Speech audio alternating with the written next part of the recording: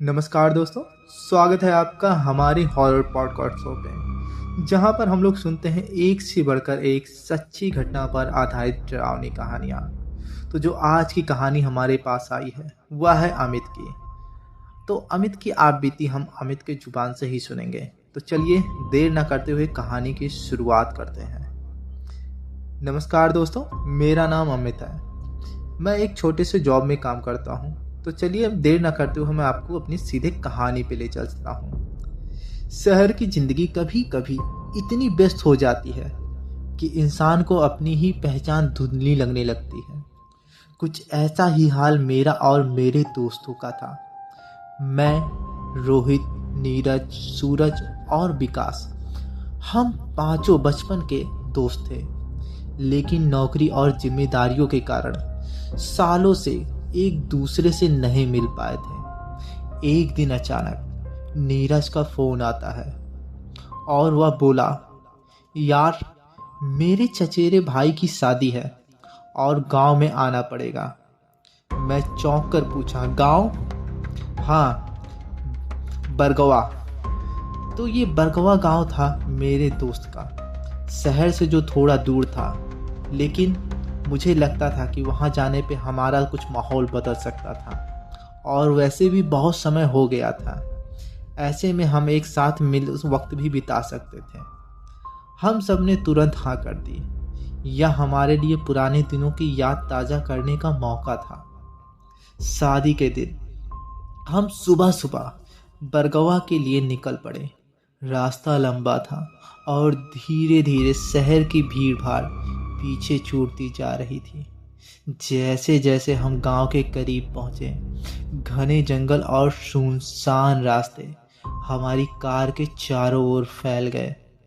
सूरज ने पूछा, यार यह रास्ता तो थोड़ा डरावना सा लग रहा है। तभी नीरज ने हंसते हुए कहा, अरे शादी में डर कैसा, वहां पहुंचकर देखना, खूब मस्ती करेंगे हम लोग। गांव में दाखिल होते ही माहौल बदल गया। एक जो छोटा सा गांव था ये, जहां हर घर मिट्टी का बना था और हर गली में दियों की रोशनी फैली हुई थी। शादी का माहौल पूरे गांव में महसूस हो रहा था। महिलाएं पारंपरिक गाना गा रही थीं, बच्चे खुश होकर इधर उधर दौड़ रहे थे और हर तरफ एक अनोखी खुशबू फैली हुई थी। जैसे ही हम नीरज के चाचा के घर पहुंचे, हमें तुरंत तैयारियों में लगा दिया गया। कोई फूल सजाने लगा तो कोई ढोल नगाड़ों की व्यवस्था में। हर तरफ खुशी का माहौल था। मैंने अपने दोस्त के साथ घर के आंगन में बैठकर चाय पी। रोहित ने कहा, यार शहर में इतना सुकून कहाँ मिलता है, यहाँ तो हर चीज़ अपनी लगती है। मैंने जवाब दिया, बिल्कुल सही कहा दोस्त। शाम ढल चुकी थी, बारात की तैयारी शुरू हो रही थी। मैं शादी की भीड़ से दूर एक शांत कोने में खड़ा था। तभी मैंने देखा, वहाँ एक कोने में एक लड़की खड़ी होती है, लाल लहंगा में, सिर पर ढका हुआ घूंघट, लेकिन उसकी आंखें साफ साफ दिखाई दे रही थी। उसकी आंखों में कुछ ऐसा था जो मेरी नज़रें उससे हटने ही नहीं दे रही थी। उसका चेहरा चांदनी रात की तरह चमक रहा था, लेकिन उसकी मुस्कान में एक अजीब सा खिंचावट था। ऐसा लग रहा था जैसे वह किसी और ही दुनिया की हो। मैंने रोहित से पूछा, यार वो लड़की कौन है? रोहित ने उस तरफ देखा, लेकिन उलझन भरे स्वर में बोला, कौन? वहां तो कोई नहीं है। अरे वो देख, लाल लहंगे में कौन खड़ी है? मैंने इशारा करते हुए उसे बोला।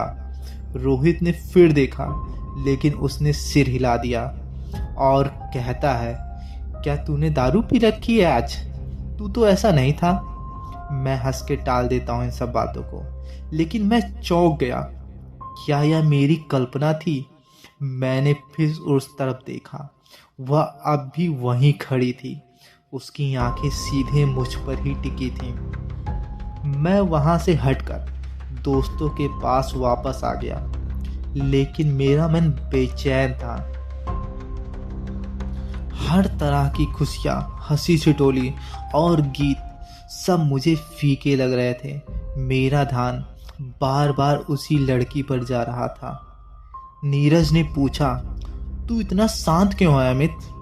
मैंने बात को टालते हुए कहा, कुछ नहीं, बस थक गया हूँ शायद। लेकिन अंदर ही अंदर मेरे मन में कई सवाल उठ रहे थे। वह लड़की कौन थी? वह इतनी अलग क्यों लग रही थी? और सबसे बड़ी बात, रोहित ने उसे क्यों नहीं देखा? अब बारात निकल चुकी थी। शादी की रस्में खत्म होने में देर हो रही थी। मैं गांव के चाचा के घर के बाहर टहलने लगा। चारों तरफ अंधेरा छाया हुआ था। पेड़ों की छाया जमीन पर अजीब अजीब आकृतियां बना रही थी। तभी मैंने घर के पीछे की तरफ से एक हल्की सी आवाज़ सुनी। वह वही थी, लाल लहंगे में झुकी हुई खड़ी थी। उसकी मुस्कान और भी गहरी थी। मैंने धीमे स्वर में पूछा, क्या तुम मुझे बुला रही हो? उसने धीरे से सिर हिलाया और कुएं की तरफ इशारा किया। मुझे ऐसा लगा जैसे मेरे पैर खुद ब खुद उसकी तरफ बढ़ रहे हो। मैं उसके पास पहुंचा और पूछा, तुम कौन हो और यहाँ क्या कर रही हो? उसने अपनी मुस्कान के साथ जवाब दिया, तुम जल्द ही जान जाओगे सब। उसकी आवाज़ में एक गहराई थी जो मुझे और करीब खींच रही थी। उस लड़की का नाम मुझे बातों बातों में ही पता चला कि उसका नाम मीरा है। मीरा से मिलने के बाद मेरे मन में बेचैनी की लहर दौड़ गई थी। उसका शांत स्वभाव, उसकी रहस्यमयी मुस्कान और उसकी आंखें, उनमें कुछ ऐसा था जिसे शब्दों में बयान करना मुश्किल था। ऐसा लग रहा था जैसे वह हर चीज़ के पीछे छिपी किसी गहरे राज को जानती हो। मैंने उससे पूछता हूँ, तुम्हें यहाँ अकेले डर नहीं लगता? उसने जवाब दिया, डरना तो उन्हें चाहिए जो मुझे जानते हैं। उसका यह जवाब मेरी रीढ़ में सिहरन पैदा कर गया। मैंने सोचा, क्या वह मजाक कर रही थी या फिर इसमें कुछ और ही था? मीरा से मिलने के बाद मेरी रातें अजीब होने लगीं। उसकी मुस्कान बार बार मेरी आंखों के सामने घूमने लगी। हर बार जब मैं आंखें बंद करता मुझे उसका चेहरा दिखता। ऐसा लगता था जैसे वह मेरे बहुत ही करीब हो। एक रात जब मैंने अपने कमरे में सोने की कोशिश कर रहा था तो मुझे लगा कि किसी ने मेरे सिर के पास आकर सांस ली हो, और वह सांस बहुत ही गहरी और स्पष्ट सुनाई दे रही थी। मैंने झटके से आंखें खोली, लेकिन वहाँ कोई भी नहीं होता है। खिड़की से हल्की हवा चल रही थी, लेकिन उस हवा में एक अजीब सी गंध थी, जली हुई लकड़ी और मरे हुए फूलों की जैसे।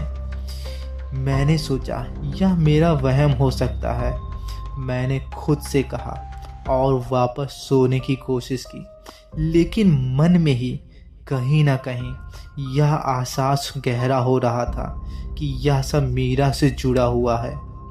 अगली शाम मैंने फिर मीरा को ढूंढने की कोशिश की। वह गांव के पुराने कुएं के पास खड़ी थी। इस बार उसका चेहरा पहले से भी ज़्यादा गंभीर लग रहा था। मैंने पूछा, तुम यहाँ क्या कर रही हो? उसने मेरी तरफ देखा। उसकी आंखों में एक चमक थी। उसने धीरे स्वर में कहा, मैं हमेशा से यहीं हूँ। फिर मैंने उससे पूछा, तुम्हारे घर के लोग कहाँ हैं? क्या तुम इस शादी में आई हो? उसने मेरी बात का कोई जवाब नहीं दिया। तुम इतना चुप क्यों रहती हो? उसने मेरी ओर झुककर कहा। चुप रहना कभी कभी सबसे बड़ा जवाब होता है। मीरा से बात करते हुए मुझे अचानक ऐसा लगा जैसे चारों ओर की हवा भारी हो गई हो। कुएं से उठने वाली ठंडी हवा अब मेरी गर्दन तक महसूस हो रही थी। मीरा ने अचानक एक गहरी सांस ली और मुस्कुराई और उसने कहा, तुम्हें पता है अमित, कुछ चीज़ें देखने में जितनी खूबसूरत लगती हैं उतनी होती नहीं हैं। उसकी बातों में छिपा डर मुझे हिलाने लगा। मैंने उसे कुछ और पूछने की कोशिश की, लेकिन उसने कुएं की ओर इशारा किया। उसने कहा, यह कुआं बहुत पुराना है, इसमें कई कहानियाँ छिपी हुई हैं। मैंने पूछा, कैसी कहानियाँ? जिन्हें जानने की कोशिश मत करना, यह तुम्हारे लिए अच्छा नहीं होगा। मैं कुछ और पूछने के लिए अपनी नज़रें घुमाई, लेकिन अगले ही पल मीरा वहाँ से गायब हो चुकी थी। ऐसा लगा जैसे वह कभी वहाँ थी ही नहीं। मैं खुद से कहा, यह क्या हो रहा है? मुझे कुछ भी समझ में नहीं आ रहा है। अब मीरा से मिलने के बाद मैं हर जगह उसकी मौजूदगी महसूस करने लगा। ऐसा लगता था जैसे वह सिर्फ मेरी सोच में नहीं बल्कि मेरे आसपास ही हो। एक रात मैं अपने दोस्तों के साथ था। हम शादी के खाने के बाद गांव की गलियों में घूम रहे थे। अचानक मुझे ऐसा लगा जैसे कोई मुझे दूर से देख रहा है। मैंने मुड़कर देखा और मुझे मीरा दिखाई दी। वह दूर खड़ी थी, लेकिन उसकी आंखें सीधे मुझ पर ही टिकी हुई थी। नीरज ने पूछा, क्या हुआ अमित? मैंने कुछ नहीं बोला और मैंने सिर अपना झूठ में ही ला दिया कि कुछ नहीं हुआ, क्योंकि मुझे यकीन था कि अगर मैंने उसे बताया तो वे लोग मुझे पागल समझेंगे। अगली सुबह मैं गांव के एक बूढ़े व्यक्ति से मिला जो वहाँ की कहानियाँ जानता था। मैंने पूछा, क्या यहाँ किसी मीरा नाम की लड़की रहती है? बूढ़े आदमी के चेहरे का रंग उड़ गया। मीरा का नाम मत लो, वह इस गांव के लिए श्राप है, ऐसा उस बूढ़े आदमी ने डरते हुए कहा। मैंने पूछा, क्यों, ऐसा क्या हुआ था? बूढ़े आदमी ने कहा, बहुत साल पहले एक लड़की जिसका नाम मीरा था इसी गांव में रहती थी। वह बहुत खूबसूरत थी, लेकिन उसकी मौत का रहस्यमय तरीके से मौत हो जाती है, जिसका आज तक किसी को पता नहीं चलता है। कहा जाता है उसकी आत्मा आज भी यहाँ भटकती है और लोगों को अपना शिकार बनाती है। उस रात जब मैंने सोने की कोशिश कर रहा था, मीरा के बारे में सोचते सोचते मेरी दिल की धड़कनें तेज हो गईं। मेरा शरीर एक अजीब सी थकान से जकड़ा हुआ था, जैसे मैंने किसी अभिशाप के नीचे दबा हूँ। मेरे शरीर में कांपते हुए हाथ, धड़कते हुए दिल और बार बार उन भूतिया आंखों का ख्याल जिसमें सिर्फ अंधेरा था ने मुझे पूरी तरह से घेर लिया था। वह आंखें, वे मुझे हर पल अपनी गिरफ्त में खींच रही थी। क्या वह सचमुच एक डायन थी? क्या वह मुझे कुछ छिपा रही थी, या फिर मेरी चिंता और भी डर से बढ़ रही थी और यह सब एक असली रूप ले रहा था? रात के अंधेरे में जब मेरी आंखें बंद हो जाती तो मुझे मीरा के चेहरे की विकृत छाया दिखाई देती। वह मेरे करीब खड़ी होती और उसकी सांसें मेरे गालों पर महसूस होती। उसकी हंसी मेरे कानों में गूंजती और फिर अचानक वह गायब हो जाती। मेरी आंखें खुल जाती और हर जगह सन्नाटा छा जाता था। लेकिन इस सन्नाटे के बीच मुझे लगता कि वह कहीं आसपास ही है, जैसे वह हर पल मुझे अपने जाल में फंसा रही हो। क्या मेरी कल्पना थी या एक सच? मैं नहीं जानता था। अगली शाम जब मैं गांव के बाहरी हिस्से में घूमने निकला तो मैंने देखा कि कुछ अजनबी लोग उस रास्ते से गुजर रहे थे। उनका चेहरा परेशान था और वे जल्दी जल्दी कदम बढ़ा रहे थे। मैं करीब गया और पूछा, क्या हुआ, सब ठीक तो है? एक बुजुर्ग महिला ने कांपते हुए कहा, वो लड़की जो इस गांव में आई थी, मीरा, वह किसी शापित आत्मा का रूप है। कई सालों से वह यहाँ के लड़कों को अपने जाल में फंसाकर मार देती है और उसने आज एक लड़के को अपना शिकार बना लिया है। यह सुनते ही मैं डर गया, लेकिन उस समय शाम हो गई थी। अब मैंने अपने कदमों को तेजी से बढ़ाते हुए अपनी घर की ओर जाने लगा, लेकिन उस रास्ते पर ही वह कुआं पड़ता था जहाँ पे मीरा मुझे पहली बार मिली थी। जैसे ही मैं उस कुएं के पास पहुंचा, मुझे एक अजीब सी आवाज़ आती है और वह मुझसे कह रही होती है, तुम आ गए अमित, तुम अब मेरा हिस्सा बन चुके हो और अब तुम मेरे साथ ही रहोगे। यह कहते ही वह बहुत तेज हंसती है और एक भयानक हंसी पूरे वातावरण में गूंज उठती है। यह सुनते ही मेरे होश उड़ गए। मैंने पीछे मुड़कर देखा, लेकिन वहाँ कोई भी नहीं होता है। मुझे लगा जैसे कुएं से एक खींचने वाली ताकत मुझे अपनी ओर खींच रही हो। मैंने खुद को संभालने की कोशिश की, लेकिन मैं अपने आप को संभाल नहीं पा रहा था। यह सब हो ही रहा था, तभी गांव के कुछ लोग उस रास्ते से गुजर रहे थे। उन्होंने मेरी चीख सुनकर दौड़कर मेरे पास आए और मुझे संभाल लिया और इस तरह से उस रात मैं बच गया।